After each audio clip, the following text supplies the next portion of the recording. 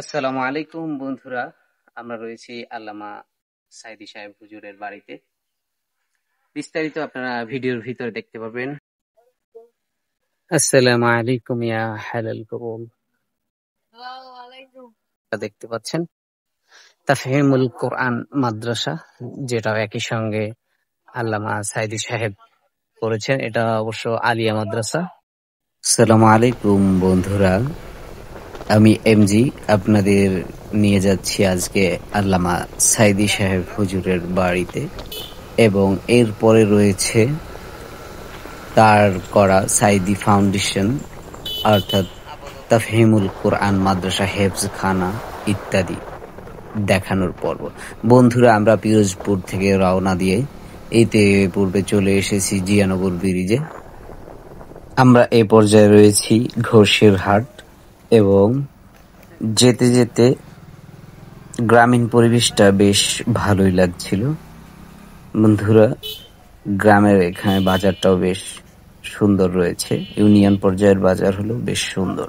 বন্ধুরা, আমরা যেতে যেতে কিছুটা সামনে চলে এসেছিলাম। সাইদি সাহেব হুজুরের বাড়ির রাস্তা ক্রস করে বটতলা নামক একটি জায়গা রয়েছে, সেখান পর্যন্ত চলে এসেছিলাম, যার কারণে আবার রিটার্ন করেছি। রিটার্ন করে এখান থেকে আমাদের ডাইনে যেতে হয়েছে। আসলে এটা হবে পিরোজপুর থেকে আসার পথে, এটা হবে বামের দিকে। আমরা এবার সাইদখালি রোড ধরেছি। এই রোড হয়ে 2 থেকে 2.5 কিলোমিটার পর্যন্ত ভিতরে যেতে হবে। বেশ সুন্দর একটা গ্রামীণ পরিবেশ। এখানে একটা স্কুল রয়েছে। বেশ ভালোই লাগবে আপনাদের যখন আপনারা জায়গাটিতে ঘুরতে আসবেন এবং আল্লামা সাইদি সাহেব হুজুরের জন্মস্থান অর্থাৎ তার বাড়িতে ঘুরতে আসবেন। আশেপাশের দৃশ্য একদমই মনোরম। দেখতে পাচ্ছেন দুপুরবেলা আসলেও বেশ পরিবেশটা ভালোই ছিল। বন্ধুরা, ইতিপূর্বে আমরা চলে এসেছি হযরত শহীদ আল্লামা দেলোয়ার হোসেন সাইদি হুজুরের জন্মস্থান এবং তার বসতি যেটা ছিল সেখানে।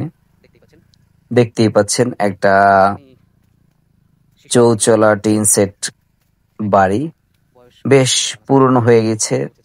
এখন আর এখানে মানুষের বসতি নাই। যারা তার ছেলেপান ছিলেন তার হয়তো বা আশেপাশে বাড়ি করেছেন, কেউ দূরে থাকেন, যার কারণে এখানে ঘরটা পরিদর্শনের জন্যই পড়ে আছে। দেখতে পাচ্ছেন তৎকালীন সময়ের হিসেবে বেশ ভালোই ছিল। আর এদিক থেকেও একটা রোড রয়েছে, যদিও সেটা আপাতত মেইন রোড হিসেবে মনে হচ্ছে না যে ব্যবহার হয়। আর ঘরের সামনেটাও দেখছেন বেশ সুন্দর, যদিও কেউ ছিল না এখানে, যার কারণে আমরা ঘরের ভিতরে যাইনি। গেলে পরে হয়তোবা আপনাদের দেখাতে পারতাম, যেহেতু অনুমতি কারো কাছ থেকে নেওয়া হয়নি, যার কারণে আমরা আর ভিতরে যাইনি। বন্ধুরা, এখান থেকে আসার পথে একটা পুনরায় আমরা পিরোজপুরে ফিরছিলাম। চমৎকার একটি মাদ্রাসা, এবং এখানে রয়েছে একটি মেহমানখানা প্রাইমারি স্কুল, এবং এখানে রয়েছে মেহমানখানা এবং আল্লামা সাইদি সাহেবের তৈরিকৃত একটি মসজিদ। বন্ধুরা, এবার আমরা চলে যাচ্ছি পিরোজপুর আল্লামা সাইদি ফাউন্ডেশন। আসসালামু আলাইকুম ইয়া হালাল কবুল।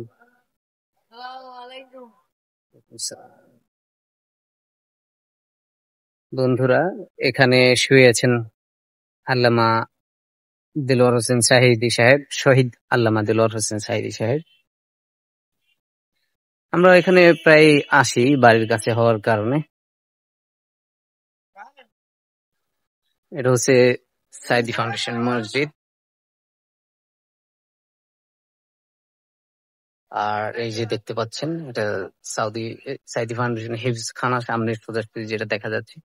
আর এই পাশে যেটা একটু পিছনে রয়েছে ওটা হচ্ছে ইসলামিয়া টেকনিক্যাল, ওটাও একই সঙ্গে সাইদি সাহেব করেছিলেন।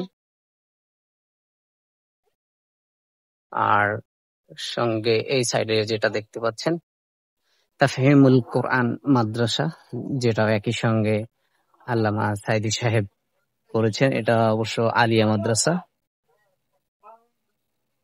পিরোজপুরে জামায়াত ইসলামের যে সাংগঠনিক কার্যক্রম বেশিরভাগটাই এখানে হয়ে থাকে। এখানে চমৎকার একটা মাঠ ছিল, যদিও কিছুদিন আগে মাটি ফেলার কারণে মাঠটা আগের মতো নেই। এটাকে আবার সম্ভবত কিছুদিনের ভিতরেই ঠিক করবে। চলুন সামনের দিকে আমরা টেকনিক্যাল সাইডটা একটু ঘুরে আসি। আর এখানে প্রত্যেকটা জুমায় বেশ লোকজন হয়। মসজিদটা ক্যামেরায় যতটা ছোট দেখাচ্ছে ততটা ছোট নয়, এটা বেশ বড়ই মসজিদটা।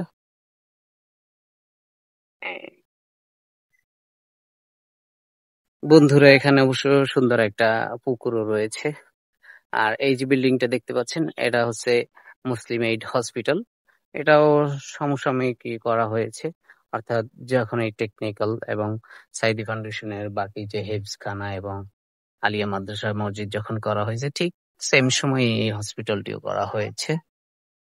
চমৎকার একটা পুকুর রয়েছে, যারা আশেপাশে রয়েছে গরমের মাঝে একটু গ্রাম্য আবহাওয়ায় আসার জন্য তারা এই পুকুরে এসে গোসল করে থাকে। বেশ পানিও বেশ ঠান্ডা, কারণ আমি মাঝে মাঝে আসি বাড়ির কাছে হওয়ার কারণে। আসসালামু আলাইকুম বন্ধুরা, সবাই ভালো থাকবেন। কমেন্টে জানাবেন আজকের ভিডিওটা আপনাদের কেমন লাগলো এবং সম্পূর্ণ বিষয়ে কোনো কিছু বাদ পড়ে গেলে আশা করি ক্ষমা করে দেবেন। আল্লাহ হাফেজ।